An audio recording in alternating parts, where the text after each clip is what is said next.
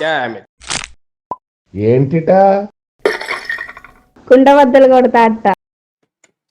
నమస్కారం, కుండబద్దల ప్రేక్షకులకు స్వాగతం. ఆంధ్రప్రదేశ్ రాష్ట్రంలో ఇప్పుడు సర్వేల గోల చాలా పెద్దగా ఉంది. కూటమి ఏడాది పాలన మీద చాలామంది రివ్యూ అనుకున్నట్టుగా విశ్లేషణలు అందించినప్పటికీ సర్వేలు అయితే మరొక రకంగా ఉన్నాయి.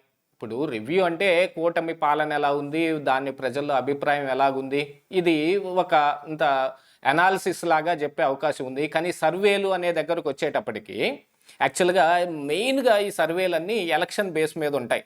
కాకపోతే ఏ ఎలక్షను లేకుండా ఇప్పుడు సర్వేలు ఎందుకు వస్తూ ఉన్నాయి, దీని వెనుకున్న రహస్యం ఏమిటి, కేకే సర్వే వెనుకున్న అసలు రహస్యం ఏమిటి, దీని వెనక ఏదైనా కుట్ర దాగి ఉందా, ఎవరు చేపించారు ఈ సర్వే అనే దాని మీద కూడా తెలుగుదేశం పార్టీ చేపించుకుంది, చతికిల పడిపోయింది అని వైఎస్ఆర్ కాంగ్రెస్ పార్టీ చెబుతూ ఉన్నా, లేదు వైఎస్ఆర్ కాంగ్రెస్ పార్టీ వాళ్ళు అండర్ కరెంట్గా చేయించి ఈ కేకే సర్వే లాంటి వాళ్ళందరితోటి ఇప్పుడు ఆంధ్రప్రదేశ్ రాష్ట్రంలో ప్రభుత్వం మీద తీవ్రమైన వ్యతిరేకత ఉంది అని చెప్పటానికి, అంటే శంఖంలో పోస్తే తప్ప తీర్థం కాదన్నట్టుగా ఈ తీర్థం లాగా దీన్ని సర్వేల ద్వారా బయటకు తీసుకొచ్చే అంశంతో ఈ సర్వేలు జరుగుతున్నాయి అని మరికొంతమంది వాదిస్తూ ఉన్నారు.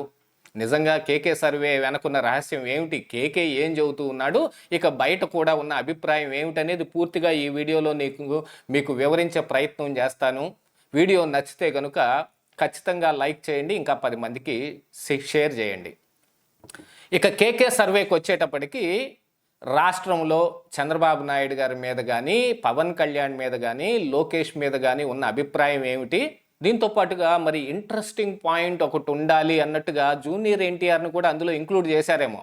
కేకే చెప్పిన దాని ప్రకారంగా అయితే మేము మండల వారీలుగా కానీ నియోజకవర్గ స్థాయిలో కూడా ఎమ్మెల్యేలు ఉన్నా, తరువాత ఎన్నికల్లో పోటీ చేసే యాస్పిరెంట్లు ఉన్నా కూడా అక్కడ సంఘంలో ఎక్కువ పరపతి కలిగిన వ్యక్తులు, డాక్టర్లు కావచ్చు, లాయర్లు కావచ్చు, సోషల్ అవేర్నెస్ ఉన్న వ్యక్తులు కావచ్చు, వాళ్ళు కూడా రాజకీయాల్లోకి వస్తే ఎలా ఉంటుంది అనే దాని మీద కూడా మేము సర్వే చేసాం.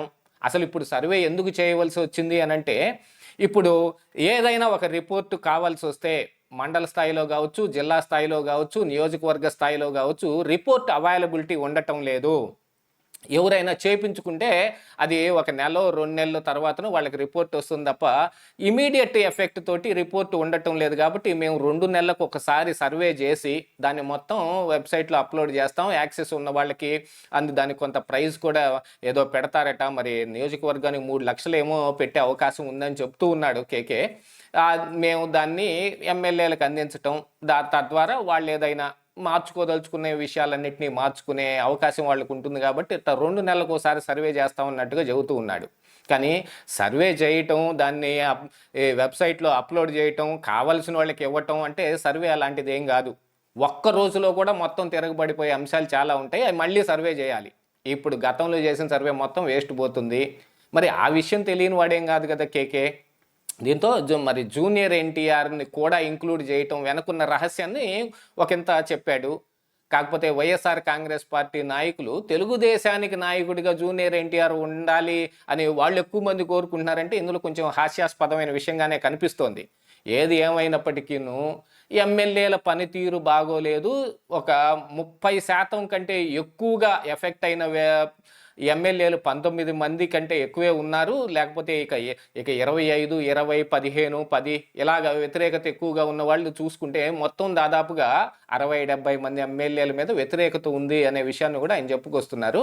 కాకపోతే చంద్రబాబు నాయుడు గారికి అయితే పూర్తిగా ప్రజలు ఆయన్ని ఆమోదించేసినట్టుగా ఆయన సర్వే రిపోర్ట్ చెబుతుంది. కానీ అసలు ఈ సర్వే ఇప్పుడు ఎందుకు చేయవలసి వచ్చింది? ఏడాది పాలన అయిన తరువాత ఎలా ఉంది ఈ పాలన అనే దానికి సర్వే చేశారా? కానీ సర్వే చేసింది మాత్రం ఎన్నికలు ఇప్పటికిప్పుడు వస్తే ఎవరు గెలిచే అవకాశం ఉందనే దాని మీద చేసినట్టుగా కనపడుతోంది. ఎందుకంటే సర్వేలు మొత్తం మోస్ట్లీ ఎన్నికల మీద ఆధారపడి ఉంటాయి. గతంలో 5 సంవత్సరాల పాటు ప్రభుత్వం తీసుకున్న నిర్ణయాలు ఒక ఎత్తు అయితే, అప్పటికప్పుడు తెరపైకి వచ్చే అంశాలు కొన్ని ఉన్నాయి.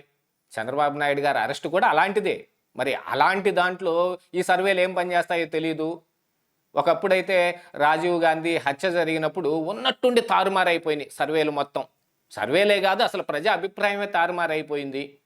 యాక్చువల్గా రాజీవ్ గాంధీ బతుకుంటే ఏం జరిగేదో ఆయన చనిపోతే అంతకంటే ఎక్కువగా వాళ్ళకి లబ్ధి చేకూరింది.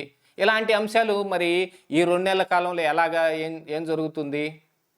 కాకపోతే ఎన్నికలకు వెళ్ళే సమయంలో తప్ప ఈ సర్వేలు ఎందుకు పనికిరావు అనేది అయితే అందరికీ తెలిసిన అంశమే. ఎవరికి వాళ్ళు సొంతగా చేయించుకున్న సర్వేలు వీటన్నిటి ప్రకారంగా వాళ్ళు పనితీరు మార్చుకుంటున్నారు అని అంటే, వాళ్ళొక్కళ్ళు పనితీరు మార్చుకున్నంత మాత్రాన పార్టీకేం ఒరగదు.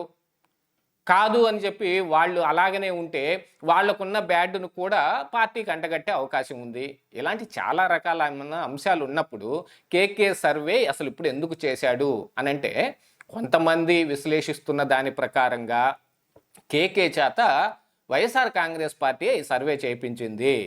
ఎందుకంటే ఈ గత సంవత్సర కాలంలో వైఎస్ఆర్ కాంగ్రెస్ పార్టీ నెత్తి నోరు బాదుకొని నోరు నొప్పి పుట్టిన దాకా వాళ్ళు ఈ కూటమి ప్రభుత్వం మీద ఎన్ని అభాండాలు వేసినా ఎవరూ పట్టించుకోలేదు. కాకపోతే ఎమ్మెల్యేల పనితీరు మీద కానీ, వాళ్ళు చేస్తున్న అవినీతి మీద కానీ, వాళ్ళు తీసుకుంటున్న విధానాల మీద యూట్యూబర్లు కనీసం వాళ్ళు చెప్పిన అంశాలను కూడా ప్రజలు పరిగణలోకి తీసుకుంటూ ఉన్నారు. ఇలాంటి దాంట్లో ఒక ఖచ్చితమైన సర్వే, ఎందుకంటే కేకే సర్వే కంటే ముందుగానే ఐఐటి విద్యార్థులు వచ్చి ఒక సర్వే చేశారని వైఎస్ఆర్ కాంగ్రెస్ పార్టీ ఆ మూలాల నుంచి, ఆ వైఎస్ఆర్సీపీ సోషల్ మీడియా నుంచి బయటకు వచ్చింది. అది కూడా ఏమంత హిట్ కాలేదు. ఎందుకంటే జగన్మోహన్ రెడ్డి ఎన్నికల ముందు ఇలాగనే నెలకో సర్వే తీసి సర్వేల మీద వెక్స్ అయిపోయేటట్టు చేశాడు. వైఎస్ఆర్ కాంగ్రెస్ పార్టీ సర్వేలు అని అంటే గనుక అవి ఖచ్చితంగా వాళ్ళకి సంబంధించినవే, వాళ్ళు పేపర్ మీద రాసి ఇచ్చినవే వీళ్ళు చెబుతారు అనేది. ఇప్పుడు దానికి కొంచెం శాంటిటీ కోసం ఈ కేకే లాంటి వాళ్ళు, ఎందుకంటే మొన్న 24 ఎలక్షన్లప్పుడు కేకే చెప్పింది జరిగింది. దానికంటే ముందు 2019 ఎలక్షన్ల నాడు కేకే చెప్పింది జరిగింది.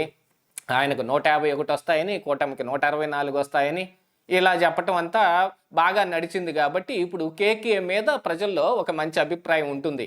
అఫ్కోర్స్ ఆయన హర్యానాలో కావచ్చు, మిగతా కొన్ని చోట్ల ఆయన ఫెయిల్ అయి ఉండొచ్చు, కానీ ఈ తెలుగు రాష్ట్రాల్లో ఆయనకున్న పేరైతే బాగా గట్టిగానే కనపడుతుంది. ఆ పేరుని ఇప్పుడు వాడుకొని ఆయన చేత ఈ మాట చెప్పిస్తే ప్రజల్లో వ్యతిరేకత ఉంది కూటమి మీద అనే అంశాన్ని ఆయన నోటితోటి చెప్పిస్తే కనుక అది ప్రజల్లోకి బాగా చొచ్చుకుపోయే అవకాశం ఉంది. ఇక దాన్ని బేస్ చేసుకుని వీళ్ళు డిబేట్లు నడపనివ్వండి, నాయకులు కూడా ఆ విషయాన్నే పదే పదే ప్రస్తావిస్తూ కూటమి మీద వ్యతిరేకత ఉంది అనే దాన్ని చెబుతూ ఉంటే ఏదో ఒక మూలన ప్రజల్లో మార్పు రాకపోతుందా అనే కొత్త గులికను ఒక దాన్ని వైఎస్ఆర్ కాంగ్రెస్ పార్టీ తీసుకొస్తోంది అనేది ఇక్కడ విశ్లేషకుల అభిప్రాయం. ఆల్మోస్ట్ ఆల్ నాకు కూడా అదే రకంగా కనిపిస్తోంది. ఇప్పుడు ఏడాది పాలన మీద సర్వే చేస్తే అది వేరే రకంగా ఉంటుంది, కానీ ఎప్పటికిప్పుడు ఎన్నికలు వస్తే అనే అంశాన్ని తీసుకుంటేనే అక్కడ అనుమానించాల్సిన అవసరం వస్తుంది. ఎన్నికలు ఎప్పుడు రాబోతున్నాయి, జమిలి ఎన్నికలైనా కూడా ఎప్పుడు వస్తాయి, ఆ విషయం కూడా ఎవరికి తెలియదు. కాబట్టి కేకే సర్వే ఆల్మోస్ట్ ఆల్ ఇప్పుడు వైఎస్ఆర్సీపీ ఆడుతున్న ఒక గేమ్ లాగానే కనిపిస్తూ ఉంది. ఇదే ఈరోజు కుండబద్దలు.